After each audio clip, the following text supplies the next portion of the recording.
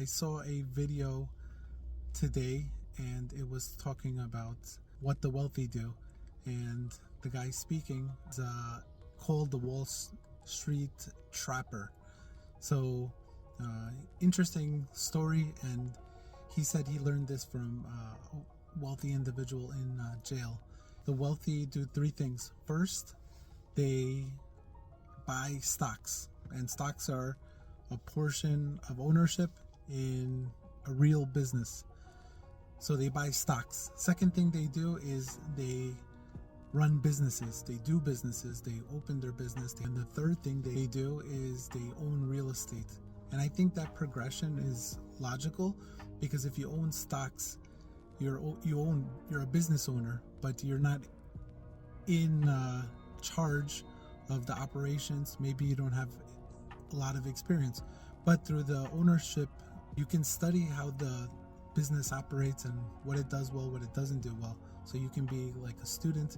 When you run the business, when you own a business, that's when it's all hands on deck. Yours and those of your employees. You have to implement procedures, systems, operations, all of the above in order to make a successful business.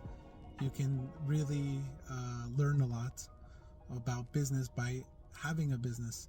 That is what generates the most wealth, potentially, if you can have a successful business, because you have ownership, and usually you have a lot more ownership than if you were to invest in Apple or Nvidia or Tesla, because those are already public companies. So a lot of the ownership is already in the hands of the founders, the early investors, the angel investors, and so on, and the public. Now, real estate is where you preserve wealth, and if you're in the business of real estate, you can generate great wealth too.